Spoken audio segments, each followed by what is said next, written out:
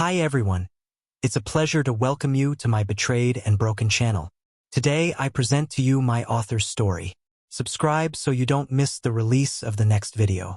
Enjoy watching. It's been about 2 weeks since I found out my wife, Claire, was cheating on me. I had been suspicious for a while. There were lots of red flags, but nothing definite. I decided to confront her, and her reaction was irrational anger. She asked, "How can you accuse me of something like that? I would never cheat."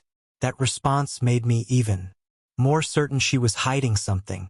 I snooped through her phone and computer but couldn't find anything, so I bought some small cameras and placed them around the house. Then I went to visit some friends over the weekend. I grew up in Minnesota near the Canadian border, and I met Claire when I was 20 and she was 21. She already had a 3-year-old son, Dylan, from a previous relationship. When we met, we hit her off right away, and I've been that kid's dad for the last 11 years. I love him like he's my own. We've been married for 6 years. Not that it matters now. Long story short, I came home earlier than expected, knowing Claire wouldn't be there, and I watched the footage. Sure enough, there she was with another guy doing adult things. I recognized him immediately. It was a colleague of hers from work, Andrew. We've been friendly with Andrew and his wife, Michelle, so it's done even more. When I saw the footage, I was seeing red literally.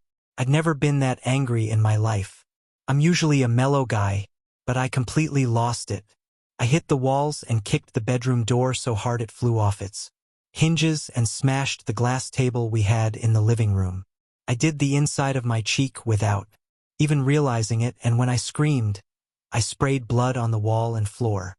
At some point, I hit my head hard enough to snap myself out of it. When I looked at the destruction around me, I knew I had to leave. If Claire had walked in at that moment, I'm convinced I'd be in jail right now, either for domestic violence or worse. I quickly packed a suitcase with essentials and grabbed my laptop for work. I'm a simulation and modeling engineer, and my computer is custom built. I sent a copy of the video to Andrew's wife, Michelle, with a brief message: "Your husband is cheating with my wife."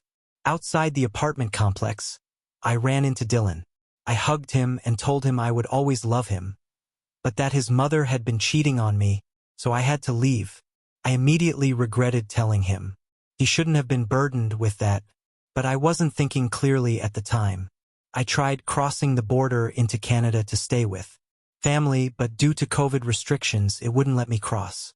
Since then, I've been renting a cheap errand, working remotely, but I feel like a zombie. I haven't talked to Claire. The only person I've been in contact with is Dylan. He's been asking questions, and I've been as honest as I can. I told him I don't know what's going to happen next, but that I'm filing for divorce. Since then, I've been trying to find a good lawyer. My phone has been blowing up with hundreds of messages from Claire and her side of the family, but I haven't responded to any of them. My parents are the only ones who know what's going on my side, but I haven't told any friends yet because most of them are mutual friends with Claire. I don't have much support at the moment. I'm scared that if I talk to her or see her again, I'll lose it and do something I can't take back. I also don't want to lose contact with Dylan, but I'm not sure how to even approach that. I'm still boiling with rage, and I have no idea how to get past it. I know I need to respond to Claire eventually, but right now I'm too angry to be rational. Update 1. I'm doing a little better. I actually visited a cage fighting club just to blow off some steam. To be clear, I don't know how to fight at all. I'm not in great shape either. The few times I've ended up in a fight during my youth, I got my ass kicked, but I explained my situation to the people there, and they were surprisingly kind and eager to help. First, they made me work out for 2 hours, and when that didn't take the edge off my anger, they put me in the ring with an experienced fighter. It was clear he was going easy on me, but even then, I barely gave him a workout. Every time I tried to land a punch or a kick, he easily blocked it. The few times I managed to hit him, he gave me a quick smack back. He was gentle, but it was enough to knock me back down. After every kid, he'd ask if I was okay, and even apologized a few times when he thought he might have hit me too hard. Can you imagine apologizing for hitting your opponent in a fight? He didn't see me as a threat at all, which was both humbling and oddly comforting. That little fight helped me a lot. I don't have that burning anger anymore. I'm still pissed, but now it's manageable. I plan to go back for more training and beatings. I still don't trust myself enough to meet Claire in person yet. Update 2. Sorry for the radio silence. Things have been hectic since my last post. I've been calling Dylan twice a day, but it turns out everything is him as okay, as he said. He finally broke down and admitted that things at home have been bad. Claire has been sitting in front of the TV, not eating, and the house is a mess. He hasn't had anything to eat except for some sandwiches a friend's mom made for him. I immediately rushed back home. As soon as I opened the door, the smell hit me. Rotten garbage, dirty dishes, broken glass on the floor. The place was disgusting. I found Dylan first, gave him some food I picked up on the way, and told him everything would be okay.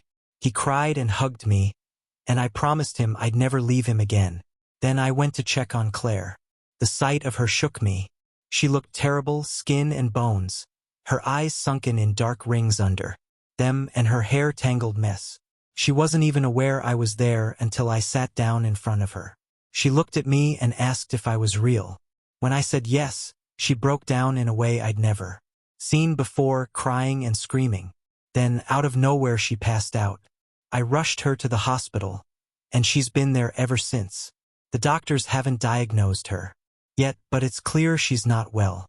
For the next sections, continue the story with updates on his interactions with his son, legal matters, and emotional recovery, keeping the flow consistent with the earlier parts.